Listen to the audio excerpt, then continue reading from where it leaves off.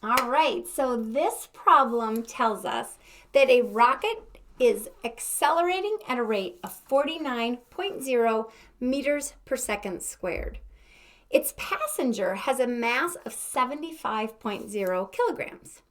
We want to calculate the horizontal component of the force that the seat exerts on that passenger. We want to compare that that force to the weight of the passenger in a ratio format. Is it larger, smaller, and by how much? And then we want to find the total force that the seat is exerting on the passenger. Okay, so in a force analysis problem, we want to identify our object of interest. And in this case, it's the passenger that we are interested in. So let's draw a picture of that passenger. They're sitting there on that seat, happy as can be. And let's think about what forces are interacting with that passenger. What are the forces acting on that passenger? Well, we know that there is the force of gravity on the passenger. That's going to be between the passenger and the earth. Well, the passenger's also interacting with the seat. So there's the force of the seat, and that's between the passenger and the seat. All right, well, let's draw a free body diagram. So here's our passenger. We know we have the force of gravity acting on that passenger. That points straight down. And what about the seat? Well, the seat's kind of pushing on the back of the passenger and the butt of the passenger kind of at the same time. So how do I look at the overall force on the seat?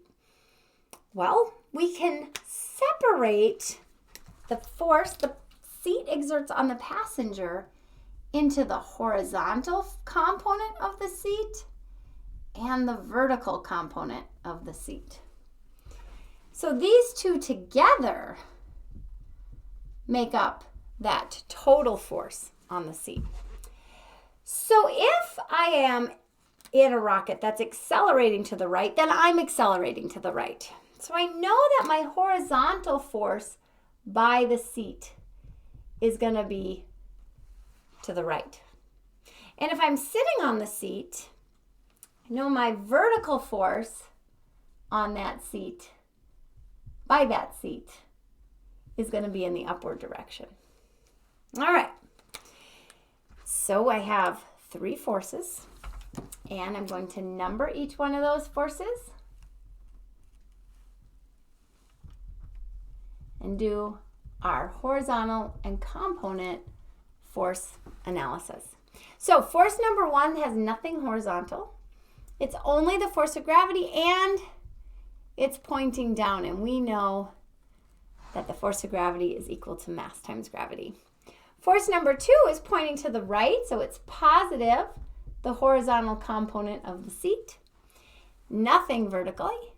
And force number 3 is pointing up, so there's nothing horizontal, and it's the vertical component of that seat. Okay? Now I look at what is the sum of these forces doing in each direction. Well, we're told that the rocket accelerates at a rate of 49.0 meters per second squared. So it's speeding up to the right at 49.0 meters per second squared. So the sum of our forces horizontally, well, yeah, they are accelerating. We are accelerating in the horizontal direction. But our person is not moving up or down. So the sum of the forces vertically are equal to 0. So we'll sum these forces and apply Newton's second law. We have the force of the seat horizontal plus 0 is going to equal the mass of our object, the passenger, times the acceleration. And this is the horizontal acceleration, which is the only acceleration we have in this problem. Vertically, the force of gravity on that passenger plus the force of the vertical component of the seat, well, that is going to equal 0. So the first question asks, what is the horizontal component of the force by the seat? So we can solve for that. The mass of the person is 75.0 kilograms.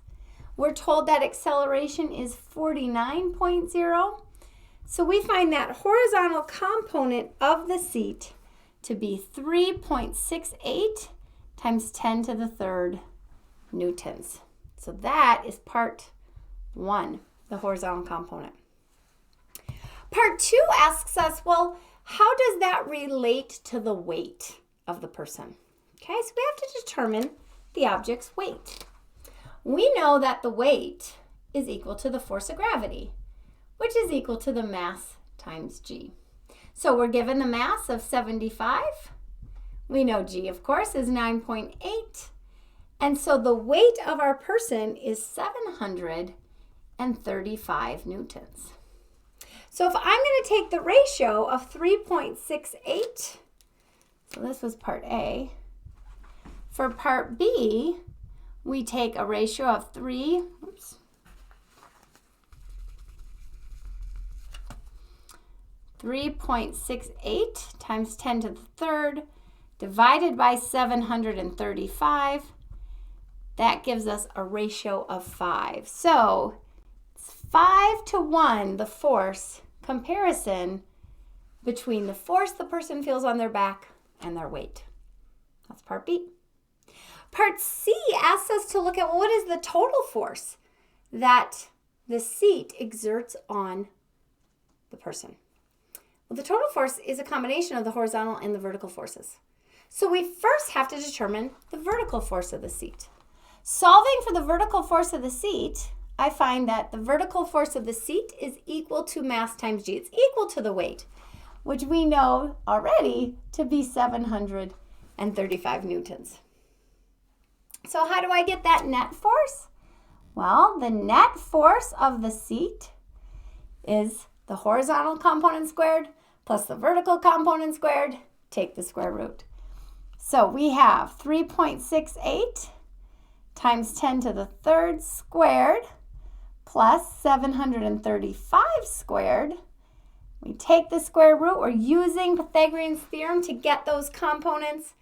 The square root of that gives us a total force of 3.75 times 10 to the fourth newtons. But we also have to determine the angle. So how do we get the angle? Well, we use our geometry again, our trigonometry. So the angle is equal to the inverse tangent of the y component, 735, our vertical component, over our horizontal component. And that gives us an angle of 11.3 degrees. So the total force acting on that person by the seat is 3.75 times 10 to the fourth newtons at an angle of 11.3 degrees. So identifying our object and what forces are acting on it, recognizing that if I don't know the angle of a force, I can break it up into that horizontal and vertical components. Looking at that free body diagram identifies those for us, doing our force analysis by breaking up all the forces into their horizontal and vertical components, summing them up, applying Newton's second law, and solving the problem as requested. Now, if any of this is looking unfamiliar, there's lots of those videos on the process of problem solving with forces using this idea of a force tree, free body diagram, to breaking up our components, and some good example problems to look at those if you need a little refresher. All right, good job.